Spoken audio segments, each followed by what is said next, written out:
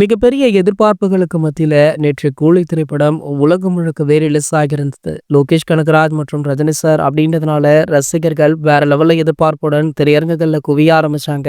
இருந்தாலுமே படம் பாத்தீங்கன்னா எதிர்பார்த்ததை விட ஒரு படி மேலே சென்று அனைவரையுமே ஆச்சரியத்துல ஆழ்த்தியது. ஒரு சில நெகட்டிவ் விமர்சனங்கள் வந்து கொண்டிருந்தாலுமே படத்திற்கு பல பாசிட்டிவ் விமர்சனங்கள் குவிந்துட்டும் இருக்கு. இந்த நிலையில பாத்தீங்கன்னா படம் ரிலீஸ் ஆகி ஒரு நாள் ஆனதால படத்துடைய முதல் நாள் பாக்ஸ் ஆபீஸ் வசூலை எதிர்நோக்கி ரசிகர்கள் பல பிரபலங்களுமே ஆவலுடன் காத்துட்டு இருக்காங்க. அதன்படி பாத்தீங்கன்னா கூலி படத்துடைய ப்ரீ புக்கிங் மட்டுமே 150 கோடிகளுக்கு மேல வசூலாகி உள்ளதாக முன்பே தகவல் வெளியாச்சு. இந்த நிலையில பாத்தீங்கன்னா தற்போது இந்த திரைப்படம் 250 கோடிகளுக்கு மேல வசூலாகி இருக்கு. அதாவது முதல் நாள்ல மட்டுமே உலக அளவுல 250 கோடி கூலி திரைப்படம் வசூலாகி உள்ளதாக தகவல் வெளியாகி வைரல் ஆகிட்டு இருக்கு. கூடிய விரைவிலேயே இதனை படக்குழு அதிகாரப்பூர்வமாக உறுதி செய்யவுமே இருக்காங்க.